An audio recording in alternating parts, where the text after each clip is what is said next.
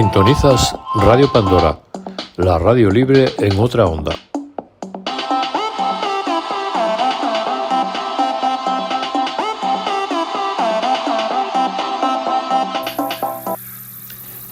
El refranero español nos avisa una y otra vez de que nada es lo que parece y que no podemos dar por visto todo por mucho que hayamos vivido.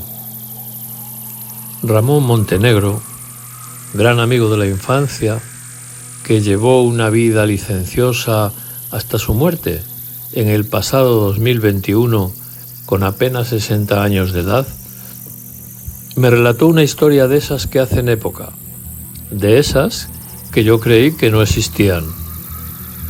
Ramón era un político honrado y trabajador como no conocí otro en este país. Hombre de bragueta fácil, sí, como él se denominaba. En su gabinete trabajaban 16 personas. Todas ellas hablaban delicias de Ramón. En el año 2010 entró a trabajar en el gabinete una adjunta de redes sociales, a quien rápidamente todos apoyaron y apodaron como Antoñita la Fantástica. Una mujer de unos 42 años, de baja estatura, feusca, descuidada en el vestir, incluso algo desaseada en ocasiones, casada y con hijos. Enseguida Antoñita se fijó en Ramón y en pocos días, a pesar de que a Ramón no le gustaba nada ese formato de mujer, estaba ya Ramón proporcionándole cuanto sexo necesitaba Antoñita, que por cierto, en la oficina pasó de llamarse Antoñita la Fantástica a Antoñita la Ninfómana. La educación judeocristiana trinitaria de Antoñita la puso en el brete de tener que justificar aquellas sesiones de sexo interminables con Ramón.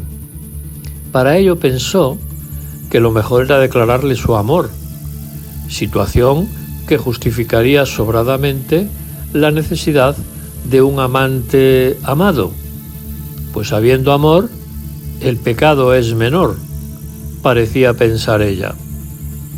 Antoñita le juraba que aunque divorciada ya de su marido, y aunque seguían viviendo juntos por una situación económica, digamos, ella tan solo tenía sexo con su amado Ramón.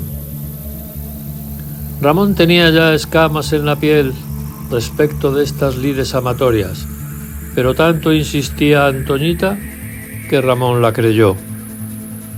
Tras 11 años de amante, Ramón descubrió que en efecto Antoñita tenía sexo con su marido, como no podía ser de otra manera, y además de cuando en cuando se tomaba la licencia de pegarse algunos polvetes forasteros.